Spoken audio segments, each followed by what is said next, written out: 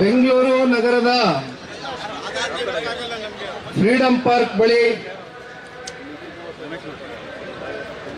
ಜನತಾದಳ ಪಕ್ಷದ ಎಲ್ಲ ನಮ್ಮ ಪಕ್ಷದ ನಿಷ್ಠಾವಂತ ಕಾರ್ಯಕರ್ತ ಬಂಧುಗಳೇ ಹಾಗೂ ಎಲ್ಲ ಪ್ರಮುಖ ಮುಖಂಡರುಗಳೇ, ಬೆಂಗಳೂರಿನ ನಗರದಿಂದ ಸಾಕಷ್ಟು ಇವತ್ತು ತಾಯಂದ್ರುಗಳು ಕೂಡ ಈ ಒಂದು ಪ್ರತಿಭಟನೆಯಲ್ಲಿ ಪಾಲ್ಗೊಂಡಿದ್ದೀರಿ. ನಿಮಗೂ ಕೂಡ ಸ್ವಾಗತವನ್ನ ಕೋರ್ತಾ ಈ ವೇದಿಕೆ ಮೇಲೆ ಈಗ ತಾನೇ ತಮ್ಮೆಲ್ಲರನ್ನು ಉದ್ದೇಶಿಸಿ ನಮ್ಮ ಪಕ್ಷದ ಜೆಡಿಎಂಪಿ ನಾಯಕರಾಗಿರ್ತಕ್ಕಂಥ ಸುರೇಶ್ ಬಾಬಣ್ಣ ಅವರು ಕೂಡ ಹಲವಾರು ವಿಚಾರಗಳ ಬಗ್ಗೆ, ಸರ್ಕಾರದ ವೈಫಲ್ಯತೆಗಳು, ಅವರ ನಡೆ ಯಾವ ರೀತಿ ಕಳೆದ 2 ವರ್ಷಗಳಿಂದ ಯಾವ ರೀತಿ ಸರ್ಕಾರ ನಡೆದುಕೊಂಡಿದೆ ಅಂತಕ್ಕಂಥದ್ರ ಬಗ್ಗೆ ಬಹಳ ಸ್ಪಷ್ಟವಾಗಿ ನಿಮ್ಮ ಮುಂದೆ ತೆರೆದ ಪುಸ್ತಕದ ರೀತಿ ಎಲ್ಲವನ್ನ ಕೂಡ ಇಟ್ಟಿದ್ದಾರೆ.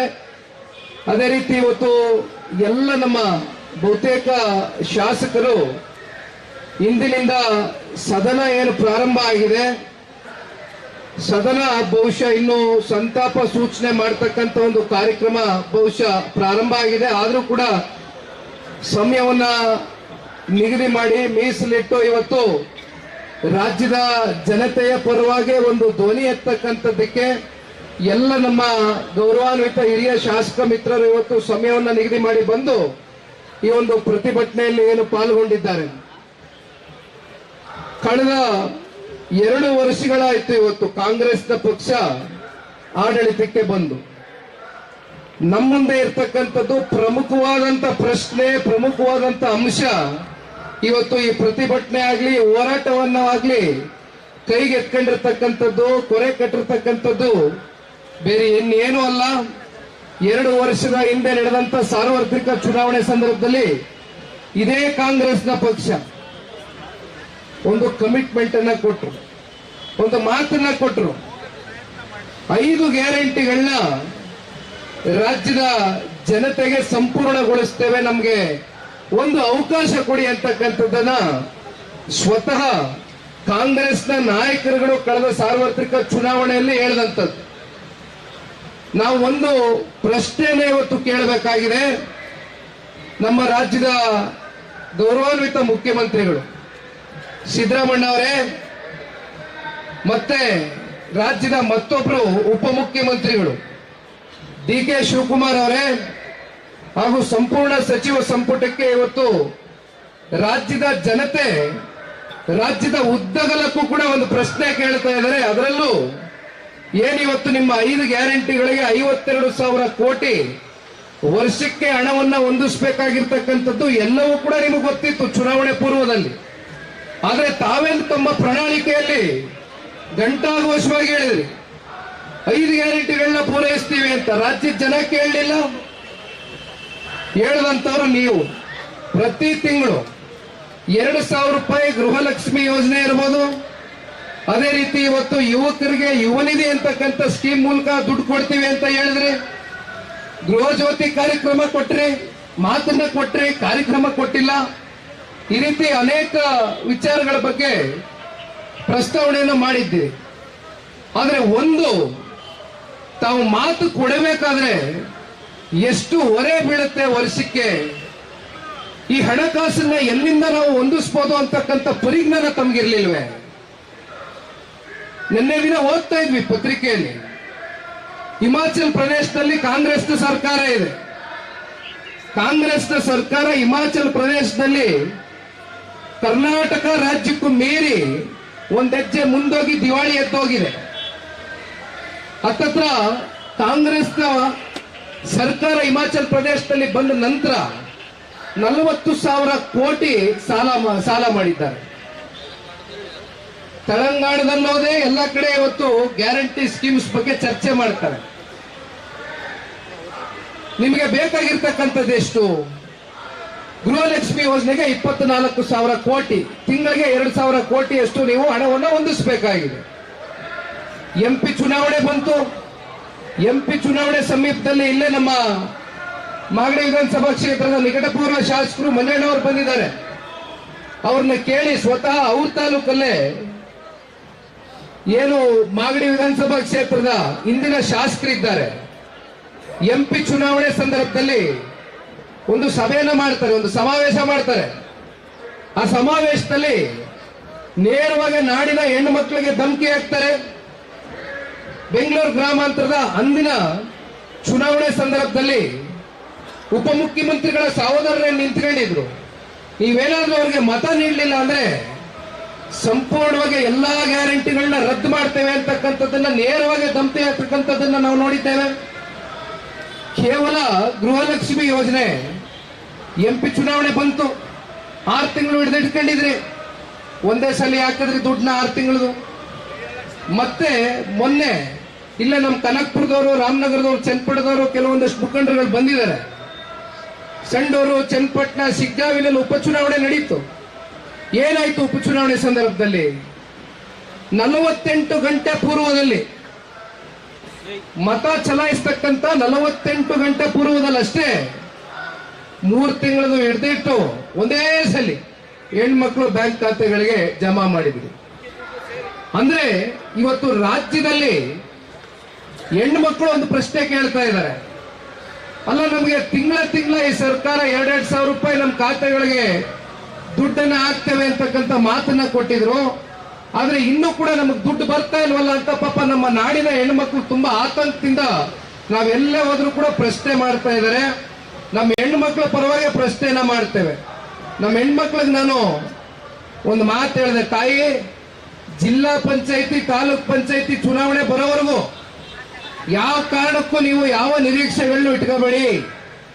ಯಾವಾಗ ಮತ್ತೆ ಚುನಾವಣೆ ಬರುತ್ತೆ ಆ ಚುನಾವಣೆ ಪೂರ್ವದಲ್ಲಿ ನಿಮ್ಮ ಗ್ಯಾರಂಟಿ ದುಡ್ಡು ಬಹುಶಃ ನಿಮ್ಮ ಖಾತೆಗಳಿಗೆ ಜಮಾ ಆಗಬಹುದು ಏನೋ ಅಂತಕ್ಕಂಥದ್ದು ಹಿಂದೆ ಈ ಕಾಂಗ್ರೆಸ್ ಸರ್ಕಾರ ಯಾವ ಚುನಾವಣೆ ಸಂದರ್ಭಗಳಲ್ಲಿ ಒಂದೇ ಸಲ ದುಡ್ಡನ್ನ ಹಿಡಿದಿಟ್ಟು ಅವರ ಚುನಾವಣೆಗೆ ಅವರ ರಾಜಕೀಯ ಬೇಳೆ ಬೇಯಿಸ್ಕೊಳ್ತಕ್ಕಂಥದಕ್ಕೆ ದುಡ್ಡನ್ನ ಹಾಕಿರ್ತಕ್ಕಂಥದ್ದು ನೋಡಿದ್ದೇವೆ. ನಾನೊಂದು ಮಾತನ್ನ ಕೇಳ್ತೇನೆ, ಇವತ್ತು ಕೇಂದ್ರ ಸರ್ಕಾರ ಕಿಸಾನ್ ಸಮ್ಮಾನ್ ಯೋಜನೆ ಅಡಿ ಶ್ರೀ ನರೇಂದ್ರ ಮೋದಿಜಿಯವರು 2019ರಿಂದ ಪ್ರಾರಂಭ ಮಾಡಿದ್ರು. ಈ ದೇಶದ ಪ್ರತಿಯೊಬ್ಬ ರೈತರ ಖಾತೆಗೆ ಹತ್ತತ್ರ 19 ಕೋಟಿ ರೈತರಿಗೆ ನಮ್ಮ ಇಡೀ ದೇಶದಲ್ಲಿ ವರ್ಷಕ್ಕೆ 6,000 ರೂಪಾಯಿ ಅಂದ್ರೆ 3 ಕಂತು 2,000 ರೂಪಾಯಿ 2,000 ರೂಪಾಯಿ 4 ತಿಂಗಳಂಗೆ DBT ಅಂತಕ್ಕಂಥದ್ದನ್ನ ಪ್ರಾರಂಭ ಮಾಡಿದ್ರು. Direct bank transfer. ಇಲ್ಲಿ ಯಾವುದೇ ಯಾರಿಗೂ ಟೆಂಡರ್ ಕರೆಯಂಗಿಲ್ಲ, ಕಮಿಷನ್ ಹೊಡೆಯಂಗಿಲ್ಲ. ನೇರವಾಗಿ ರೈತರ ಖಾತೆಗಳಿಗೆ ಪ್ರತಿ ವರ್ಷ ರೈತರಿಗೆ ಒಂದು ಗೌರವಧನವನ್ನು ಕೊಡಬೇಕು ಅಂತಕ್ಕಂಥ ನಿಟ್ಟಿನಲ್ಲಿ 6,000 ರೂಪಾಯಿ ಕಿಸಾನ್ ಸಮ್ಮಾನ್ ಯೋಜನೆ ಅಡಿ ಶ್ರೀ ನರೇಂದ್ರ ಮೋದಿಜಿ ಅವರು ಕೊಟ್ಟಂತ ಮಾತನ್ನು ಉಳಿಸ್ಕೊಂಡಿದ್ದಾರೆ. ಅವರು ಕೊಟ್ಟಂತ ಮಾತನ್ನ ಉಳಿಸ್ಕೊಂಡಿದ್ದಾಗ ನೀವೇ ಕೊಟ್ಟಿರ್ತಕ್ಕಂಥ ಮಾತು ನಾವೇನು ಕೇಳಿಲ್ಲ, ರಾಜ್ಯದ ಜನ ಕೇಳಲಿಲ್ಲ. ನಾವು ಕೇಳ್ತಕ್ಕಂಥದ್ದು ಒಂದೇ ಪ್ರಶ್ನೆ, ದಯಮಾಡಿ ಕ್ಯಾಲೆಂಡರ್ ಇವಾಗ ನಮ್ಮ ಕೈಯಲ್ಲಿದೆ. ಈ ಕ್ಯಾಲೆಂಡರ್ ಡೇಟ್ಗೆ 2ನೇ ತಾರೀಕು ಕೊಡ್ತಿರೋ, 5ನೇ ತಾರೀಕು ಕೊಡ್ತಿರೋ, 10ನೇ ತಾರೀಕು ಕೊಡ್ತಿರೋ, 25ನೇ ತಾರೀಕು ಕೊಡ್ತಿರೋ ನಮಗ್ ಗೊತ್ತಿಲ್ಲ. ತಿಂಗಳ ನಿಖರವಾದಂತ ಒಂದು ಸಮಯ ನೀವೇ ನಿಗದಿ ಮಾಡಿ. ನಾವು ಕೇಳ್ತಾ ಇಲ್ಲ, ನಾವು ಕೇಳ್ತಾ ಇರೋದು ಯಾವ ನಿಖರವಾದಂತ ಸಮಯ ದಿನಾಂಕ ನಿಗದಿ ಮಾಡ್ತೀರಿ ಅಂತ ಕೇಳ್ತಾ ಇದ್ದೀವಿ. ದಯಮಾಡಿ ನೀವೇ ನಿಗದಿ ಮಾಡಿ. ನಮ್ಮ ನಾಡಿನ ಹೆಣ್ಣು ಮಕ್ಕಳಿಗೆ ಪ್ರತಿ ತಿಂಗಳು 2,000 ರೂಪಾಯಿ ಅವ್ರ ಖಾತೆಗಳ ಪಾಪ ಕಾಂಗ್ರೆಸ್ನ ಎಕ್ಸ್ ಅಕೌಂಟ್ ಟ್ವಿಟರ್ ಅಕೌಂಟ್ ಅಲ್ಲಿ ನೋಡಿದೀವಿ ನಾವು, ಬರ್ಕೊಂಡಿದ್ರು ಇಷ್ಟು ಉದ್ದ. ಹೆಣ್ಮಕ್ಳು ಆ 2,000 ರೂಪಾಯಿನ ಇಟ್ಕೊಂಡು ಚೀಟಿಗಳು ಹಾಕತಾರೆ, ಪಾಪ ಮನೆಗೆ ಬೇಕಾದಂತ ವಸ್ತುಗಳು ಖರೀದಿ ಮಾಡ್ತಾರೆ. ಅವ್ರ ಜೀವನ ಸಾಕ್ತಾ ಇರೋದೇ ನಾವು ಕೊಡ್ತಾ ಇರೋ 2,000 ರೂಪಾಯಿಂದ ಅಂತ ಘಂಟಾಘೋಷವಾಗಿ ಕ್ಲೇಮ್ ಮಾಡಿದ್ರೆ ನಿಮ್ಮ ಟ್ವಿಟರ್ ಅಕೌಂಟ್ ಅಲ್ಲಿ ಕಾಂಗ್ರೆಸ್ನ ಪಕ್ಷ. ಕೊಡ್ರಪ್ಪ ನಮ್ಮ ನಾಡಿನ ಹೆಣ್ಮಕ್ಳಿಗೆ, ದಯಮಾಡಿ ಗೌರವ ಕೊಡ್ರಿ. ನೀವು ಕೊಟ್ಟಂತ ಮಾತನ್ನು ಉಳಿಸ್ಕೊಳ್ಳಿ. ಇವತ್ತು ಗುತ್ತಿಗೆದಾರರ ಪರಿಸ್ಥಿತಿ ಏನಾಗಿದೆ? ಹತ್ತತ್ರ 64,000 ಕೋಟಿ ಹಣ ಇನ್ನೂ ಕೂಡ ಗುತ್ತಿಗೆದಾರರು ಅಕೌಂಟ್ಗಳು ಪಾವತಿ ಆಗಿಲ್ಲ.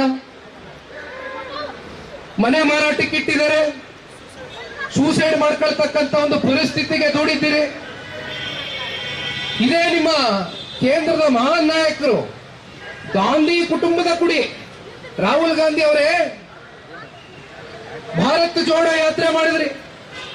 ಇಡೀ ದೇಶದ ಉದ್ದಗಲಕ್ಕೂ ಅಂದು ಇದ್ದಂತ ಸರ್ಕಾರ ಬಿಜೆಪಿ ಸರ್ಕಾರದ ಮೇಲೆ ಏನು ಚುನಾವಣೆ ಸಮೀಪದಲ್ಲಿ ಸಿಎಂ ಅಭಿಯಾನ 40% ಕಮಿಷನ್ ಸರ್ಕಾರ, ನಾವು ಬಂದ್ರೆ 0% ಮಾಡ್ತೀವಿ, ಎಲ್ಲಾ ರೀತಿ ಭರವಸೆ ಕೊಟ್ರಿ.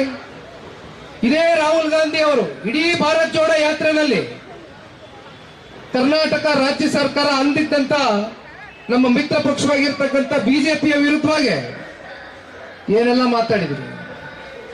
ಕಮಿಷನ್ ತೆಗೆದಾಕ್ತೇವೆ, ನಾವು ಬರ್ತಾ ಇದ್ದಂಗೆ ಗುತ್ತಿಗೆದಾರರಿಗೆ ಅನುಕೂಲ ಆಗುತ್ತೆ ಅಂತಕ್ಕಂಥ ಭರವಸೆಯನ್ನ ಕೊಟ್ರು. ಆದ್ರೆ 64,000 ಕೋಟಿ ಇವತ್ತು ರಾಜ್ಯದಲ್ಲಿ ಗುತ್ತಿಗೆದಾರರು ಬಂದು ಬೀದಿಲಿ ನಿಂತಿದ್ದಾರೆ. ಬೀದಿಲಿ ನಿಲ್ಲಿಸಿದ್ದೀರಿ. ಇವತ್ತು ಬೆಳಗ್ಗೆ ಮಾಧ್ಯಮದಲ್ಲಿ ನೋಡ್ತಾ ಇದ್ದೆ, ಗುತ್ತಿಗೆದಾರರು ಎಲ್ಲರೂ ಹೋಗಿ ರಾಹುಲ್ ಗಾಂಧಿ ಅವರ ಖರ್ಗೆ ಅವರನ್ನ ಹೋಗಿ ಭೇಟಿ ಮಾಡಬೇಕು ಅಂತಕ್ಕಂಥ ನಿರ್ಧಾರ ಮಾಡಿದ್ದಾರೆ ಅಂತಕ್ಕಂಥ ನ್ಯೂಸ್ ಓದ್ತಾ ಇದ್ದೆ ಬೆಳಗ್ಗೆ.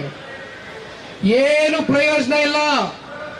ಇವತ್ತೇನಾದ್ರೂ ಈ ದೇಶದಲ್ಲಿ ಕಾಂಗ್ರೆಸ್ ಅಂತಕ್ಕಂಥದ್ದು ಉಳಿದಿದ್ರೆ ಅದು ನಮ್ಮ 7.5 ಕೋಟಿ ಕನ್ನಡಿಗರು ಕಷ್ಟಪಟ್ಟು ತೆರಿಗೆ ಮೂಲಕ ಕಟ್ತಾ ಇರ್ತಕ್ಕಂಥ, ಬೆವರು ಸುರಿಸಿ ಕಟ್ತಾ ಇರ್ತಕ್ಕಂಥ ನಮ್ಮ ರೈತರ ಹಣ, ನಮ್ಮ ನಾಡಿನ 7.5 ಕೋಟಿ ಕನ್ನಡಿಗರ ಹಣ ಚೀಲ ತುಂಬಾ ತುಂಬ್ಕೊಂಡು ಹೋಗಿ ಇವತ್ತು ರಾಹುಲ್ ಗಾಂಧಿಗೆ, ಸೋನಿಯಾ ಗಾಂಧಿಗೆ, ಪ್ರಿಯಾಂಕಾ ಗಾಂಧಿಗೆ ನಮ್ಮ ಹಣವನ್ನ ಇವತ್ತು ಅರ್ಪಿಸ್ತಾ ಇದ್ದಾರೆ. ನಾಚಿಕೆ ಆಗಬೇಕು ಇವತ್ತು ಈ ಕಾಂಗ್ರೆಸ್ ಸರ್ಕಾರಕ್ಕೆ, ನಾಚಿಕೆ ಆಗಿದೆ. ಯಾವ ಕಾರಣಕ್ಕೂ ಗುತ್ತಿಗೆದಾರರು ಖುಷಿಯಾಗಿಲ್ಲ, BPL ಕಾರ್ಡ್ ಹೋಲ್ಡರ್ಸು ಖುಷಿಯಾಗಿಲ್ಲ,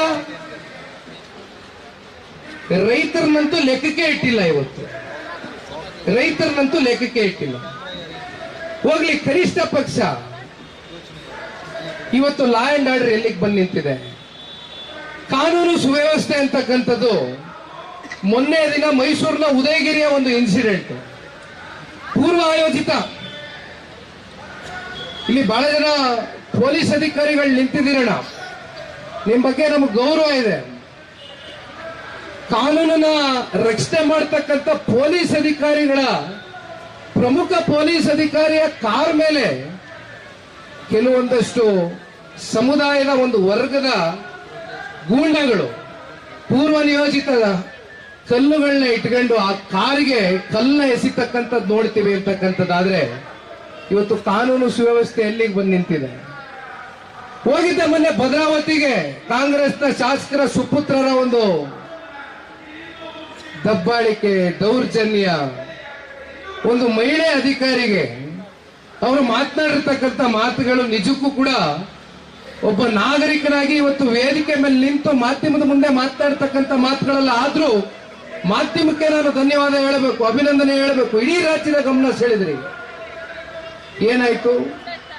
ದಯವಿಟ್ಟು ಅಧಿಕಾರಿಗಳಿಗೆ ಹೇಳ್ತೇನೆ, ಯಾರೋ ನಮ್ಮ ಪಕ್ಕದ ಮನೆಯಲ್ಲಿರೋ ಅಧಿಕಾರಿಗಾಗಿದೆ ಬಿಡಪ್ಪ, ನಮ್ಮವರೆಗೂ ಬಂದಿಲ್ವಲ್ಲ ಅಂತ ಯಾಕೆ ಕಣ್ ಮುಚ್ಕೊಂಡು ಕೈ ಕಟ್ಕೊಂಡು ಕೂತ್ಕೋತೀರಿ? ಎಷ್ಟು ವರ್ಷ ಈ ಅಸಹಾಯಕತೆಯಿಂದ ನಡ್ಕೊಳ್ತೀರಿ? ಬನ್ನಿ, ಬೀದಿಗೆ ಇಳಿರಿ.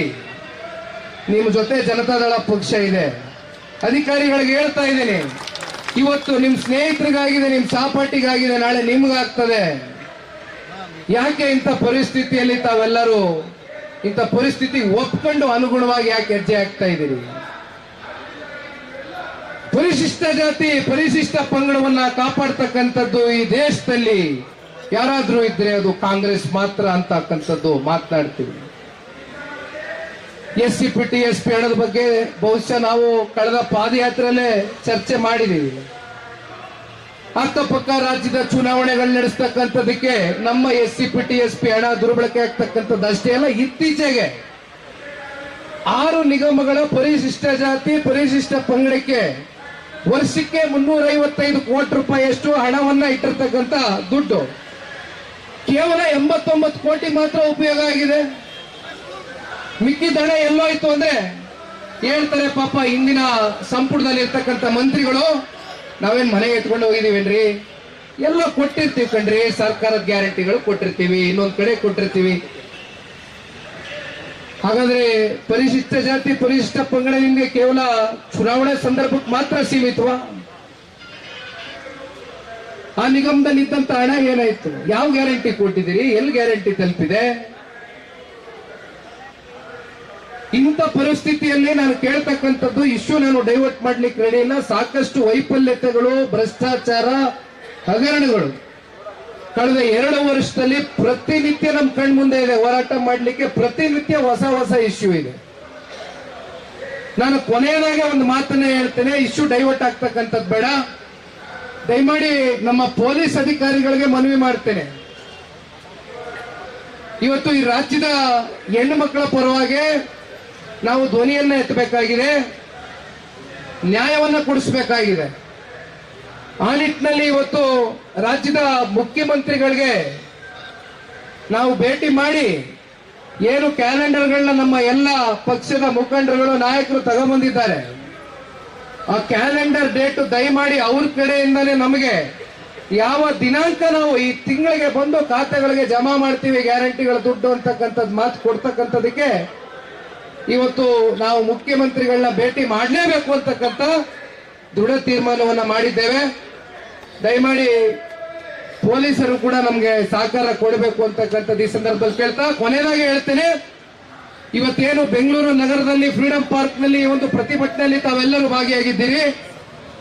ಈ ಒಂದು ಹೋರಾಟ ಇದು ಪ್ರಾರಂಭ ಅಷ್ಟೇ, ಇದು ಪ್ರಾರಂಭ ಅಷ್ಟೇ. ಇಡೀ ರಾಜ್ಯದ ಉದ್ದಗಲಕ್ಕೂ ಕೂಡ ಎಲ್ಲ ಜಿಲ್ಲಾ ಕೇಂದ್ರಗಳಲ್ಲಿ, ತಾಲೂಕು ಕೇಂದ್ರಗಳಲ್ಲಿ, ಎಲ್ಲ ಕಡೆ ಕೂಡ ಇವತ್ತು ಈ ಕಾಂಗ್ರೆಸ್ನ ಸರ್ಕಾರದ ವೈಫಲ್ಯತೆಗಳು, ಇವತ್ತೇನು ಅಭಿವೃದ್ಧಿ ಸಂಪೂರ್ಣ ಕುಂಠಿತಗೊಂಡಿದೆ, ಜನರ ಕಲ್ಯಾಣಕ್ಕೆ ಇಟ್ಟಿರ್ತಕ್ಕಂಥ ಹಣ ದುರ್ಬಳಕೆ ಆಗ್ತಾ ಇದೆ, ಇವೆಲ್ಲದರ ವಿರುದ್ಧವಾಗಿ ಜನತಾದಳ ಪಕ್ಷ ನಿರಂತರವಾಗಿ ಒಂದು ಹೋರಾಟವನ್ನ ಇಂದಿನಿಂದ ಪ್ರಾರಂಭ ಮಾಡಿದ್ದೇವೆ. ಕಾಂಗ್ರೆಸ್ನ ಸರ್ಕಾರಕ್ಕೆ ಬಿಸಿ ಮುಟ್ಟಿಸ್ತಕ್ಕಂಥದ್ವರೆಗೂ ಇವತ್ತು ಈ ಹೋರಾಟವನ್ನ ಯಾವ ಕಾರಣಕ್ಕೂ ನಾವು ಕೈ ಬಿಡ್ತಕ್ಕಂಥ ಪ್ರಶ್ನೆ ಇಲ್ಲ ಅಂತಕ್ಕಂಥ ಎಚ್ಚರಿಕೆ ಗಂಟೆಯನ್ನ ಇವತ್ತು ನಮ್ಮ ಎಲ್ಲ ಮಾಧ್ಯಮದ ಸ್ನೇಹಿತರುಗಳು ತಾವೆಲ್ಲರೂ ಬಂದು ಈ ಒಂದು ಹೋರಾಟದಲ್ಲಿ, ಪ್ರತಿಭಟನೆಯಲ್ಲಿ ತಾವೆಲ್ಲರೂ ನಮ್ಮ ಜೊತೆಯಲ್ಲಿ ನಿಂತು ತಾವು ಕೂಡ ಇವತ್ತು ಒಂದು ಸಂವಿಧಾನದ ಮುಖ್ಯವಾದ ಒಂದು ಅಂಗವಾಗಿ ಏನು ಕೆಲಸ ಮಾಡ್ತಿದ್ದೀರಿ. ನಿಮ್ಮೆಲ್ಲರ ಜವಾಬ್ದಾರಿ, ನೀವು ಕೂಡ ರಾಜ್ಯದ ಜನತೆಗೆ ಪ್ರತಿನಿತ್ಯ ತಮ್ಮ ವರದಿಗಳು ಬಿತ್ತನೆ ಮಾಡ್ತಕ್ಕಂಥ ಮೂಲಕ ತಾವು ತೋರಿಸ್ತಿದ್ದೀರಿ. ಮಾಧ್ಯಮದ ಸ್ನೇಹಿತರಿಗೂ ಕೂಡ ಧನ್ಯವಾದಗಳನ್ನ ಹೇಳ್ತಾ, ಬಹುಶಃ ನಮ್ಮ ನಾಯಕರು ಈಗಾಗಲೇ ಎಲ್ಲ ತೀರ್ಮಾನವನ್ನ ಮಾಡಿದ್ದಾರೆ. ಪಕ್ಷದ ಕಾರ್ಯಕರ್ತರು, ಮುಖಂಡರು, ನಮ್ಮ ಬೆಂಗಳೂರು ನಗರದ ಹೆಣ್ಣು ಮಕ್ಕಳು ಕೂಡ ಬಹುತೇಕರು ಇವತ್ತು ಸೇರಿದ್ದಾರೆ. ವಿಧಾನಸೌಧವನ್ನ ಮುತ್ತಿಗೆ ಹಾಕುವ ಮೂಲಕ ರಾಜ್ಯದ ಮುಖ್ಯಮಂತ್ರಿಗಳಿಗೆ ನಾವು ಇವತ್ತು ಕ್ಯಾಲೆಂಡರ್ ಡೇಟ್ ನ ನಮಗೆ ಅಂತಿಮವಾಗಿ ರಾಜ್ಯದ ಹೆಣ್ಮಕ್ಳು ಹಾಗೂ 5 ಗ್ಯಾರಂಟಿಗಳ ಈ ಒಂದು ಕಾರ್ಯಕ್ರಮ ಯಾವತ್ತು ಪ್ರತಿ ತಿಂಗಳು ನಿಗದಿ ಆಗುತ್ತೆ ಅಂತಕ್ಕಂಥದನ್ನ ಇವತ್ತು ಪ್ರಶ್ನೆ ಮಾಡತಕ್ಕಂಥ ಕ್ಷಣ ಬಂದಿದೆ. ಹಾಗಾಗಿ ತಾವೆಲ್ಲರೂ ನಮಗೆ ಸಹಕರಿಸಬೇಕು ಅಂತಕ್ಕಂಥದ್ದು ಈ ಸಂದರ್ಭ ಕೋರಿಕೊಳ್ತಾ ಮತ್ತೊಮ್ಮೆ ಈ ಒಂದು ಹೋರಾಟಕ್ಕೆ ಬಂದಿರತಕ್ಕಂಥ ಎಲ್ಲರಿಗೂ ಧನ್ಯವಾದ ತಿಳಿಸ್ತಾ, ವಿಶೇಷವಾಗಿ ಇಲ್ಲಿ ಕೂತಿರ್ತಕ್ಕಂಥ ಎಲ್ಲ ನಮ್ಮ ಶಾಸಕ ಮಿತ್ರರಿಗೆ ದಯಮಾಡಿ ಎಲ್ಲರೂ ನಮ್ಮ ಜೊತೆ ವಿಧಾನಸೌಧದ ಕಡೆ ಹೆಜ್ಜೆ ಹಾಕಬೇಕು ಅಂತಕ್ಕಂಥದ್ದನ್ನು ಕೇಳಲಿಕ್ಕೆ ಇಷ್ಟಪಡ್ತೇನೆ. ನಾವೆಲ್ಲರೂ ನಿಮ್ಮ ಜೊತೆಯಲ್ಲಿ ಬರ್ತೇವೆ, ದಯಮಾಡಿ ಮುಂದೆ ಸಾಗೋಣ. ಧನ್ಯವಾದ.